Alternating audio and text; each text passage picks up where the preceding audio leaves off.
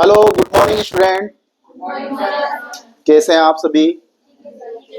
उम्मीद करता हूँ सभी अच्छे होंगे। ठीक है। और पढ़ाई कैसी चल रही है? तो बेटा आज अपन एक छोटा सा टॉपिक डिस्कस करने वाले हैं और उस टॉपिक का नाम है हार्ट साउंड। कि हमारे हार्ट के अंदर कौन कौन से साउंड अपन को सुनाई देते हैं। ठीक है। उस टॉपिक का नाम क्या है? Heart sound. हार्ट साउंड हमारे हार्ट के अंदर कितने प्रकार के साउंड सुनाई देते हैं, उनके दूसरे नाम क्या है, ये कब सुनाई देते हैं अपन को, इनके बारे में अपन डिस्कस करने वाले हैं। ठीक है। तो बेटा हमारे हार्ट के अंदर अगर मैं बात करूं, चार टोटल प्रकार के हार्ट साउंड सुनाई देते हैं। कितने प्रकार के हार्ट साउंड सुनाई देते हैं? चार प्रकार के हार्ट साउंड सुनाई देते हैं, जिसमें दो प्रकार के हार्ट साउंड कैसे होते हैं? डोमिनेंट होते हैं। टू प्रकार के हार्ट साउंड क्या होते हैं बच्चों? डोमिनेंट हार्ट साउंड होते हैं। और दो प्रकार के हार्ट साउंड होते हैं, वो कैसे होते हैं? नॉन डोमिनेंट होते हैं। बच्चों डोमिनेंट का मतलब, हार्ट साउंड का मतलब ये होता है कि दो प्रकार के हार्ट साउंड जो डोमिनेंट होते हैं उनको अपन सुन सकते हैं किसके द्वारा? स्टेथोस्कोप के द्वारा उनको सुना जा सकता है। मतलब वो साउंड जो स्टेथोस्कोप, हार्ट का साउंड जो स्टेथोस्कोप के द्वारा सुना जा सकता है, उस हार्ट साउंड को अपन डोमिनेंट हार्ट साउंड बोलते हैं। ठीक है। और जिन साउंड को स्टेथोस्कोप की सहायता से अपन सुन नहीं सकते, उन साउंड को, हार्ट के साउंड को अपन क्या बोलते हैं? नॉन डोमिनेंट हार्ट साउंड कहा जाता है। ठीक है। आगे की स्लाइड अपन देखते हैं कि हार्ट साउंड कब कब अपन को सुनाई देते हैं, किस फेज में सुनाई देते हैं।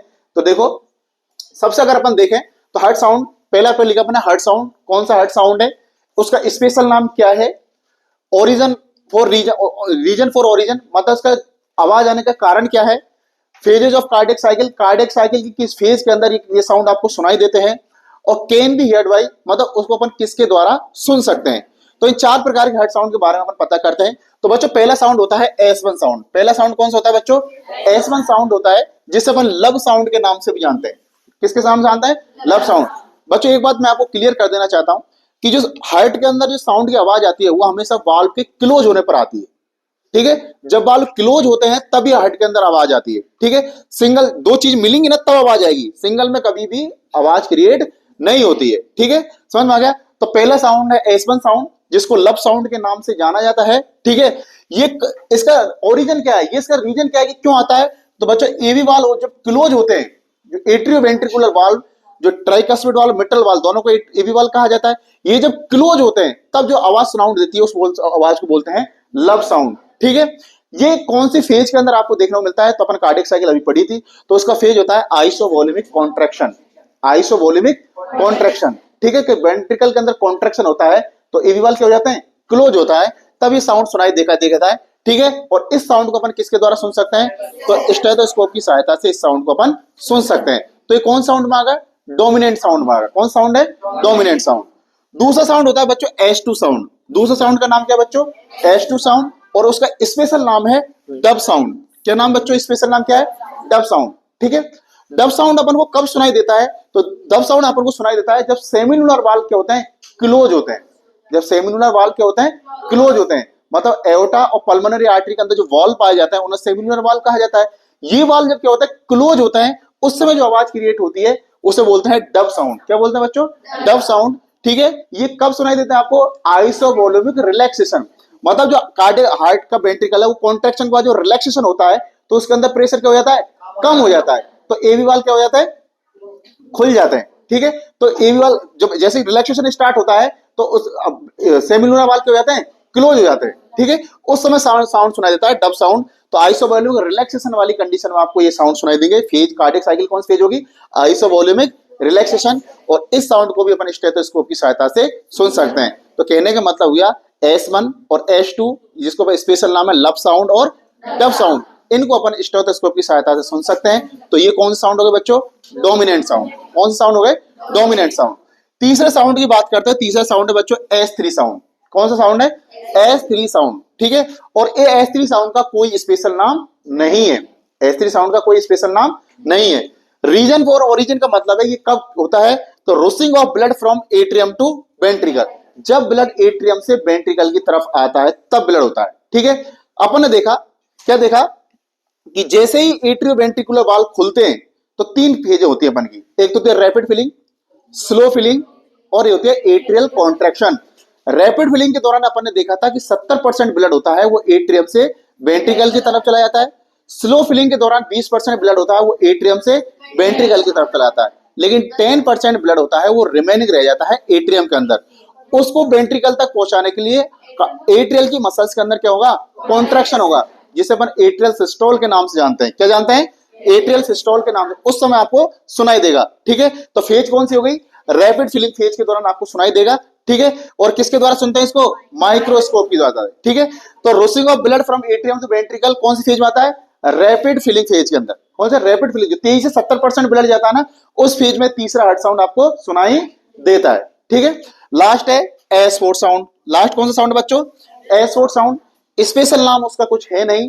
ठीक है, बात करते हैं इसके ओरिजिन का मतलब क्या है। तो ओरिजिन का मतलब बताया, मैंने बताया था कि देखो अपन ने बोला था कि 100% ब्लड होता है। कितना परसेंट ब्लड होता है बच्चों?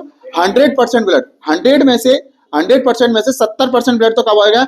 रैपिड फिलिंग के टाइम पे। ठीक है, 20% कब चलेगा बच्चों? स्लो फिलिंग के दौरान। और जो 10% ब्लड है, ठीक है, जो कॉन्ट्रैक्शन ऑफ एट्रियम मसल्स के द्वारा, जो एट्रियम की मसल्स है वो कॉन्ट्रैक्ट होगी, तब वो एट्रियम से वेंट्रिकल की तरफ आएगा। ठीक है, समझ में आ गया? तो ये कौन सी फेज का आ गया? Atrial systole. उसे अपन किस नाम जानते हैं? एट्रियल सिस्टोल के नाम जानते हैं। ठीक है, और इसे अपन किसके द्वारा सुन सकते हैं? फोनोकार्डियोग्राम के द्वारा सुन सकते हैं। ठीक है, तो पहला हार्ट साउंड स्टेथोस्कोप द्वारा सुन सकते हैं, दूसरा हार्ट साउंड स्टेथोस्कोप द्वारा सुन सकते हैं। ये दोनों डोमिनेंट हार्ट साउंड हो गए। तीसरा साउंड माइक्रोफोन के द्वारा सुना जाता है। ठीक है, S3 साउंड होता है, किसके द्वारा सुनता है अपन? माइक्रोफोन के द्वारा।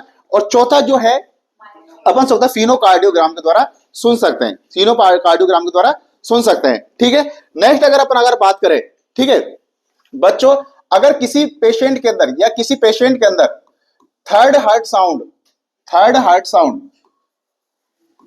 साउंड आपको सुनाई दे रहा है।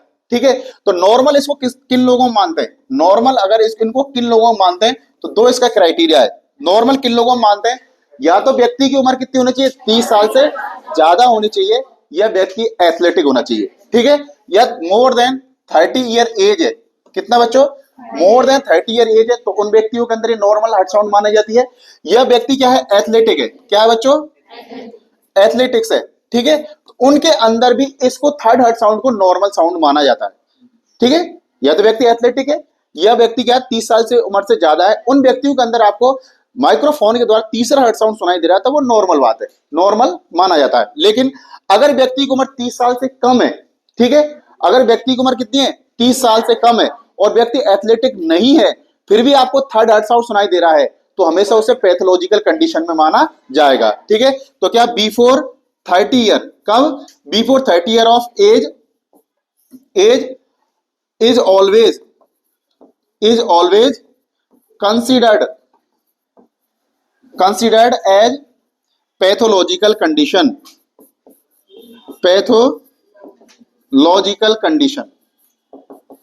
ठीक है, पैथोलॉजिकल कंडीशन में माना जाएगा। ठीक है, समझ में आ गया? लास्ट हार्ट साउंड की बात करें, किसके की? Fourth heart sound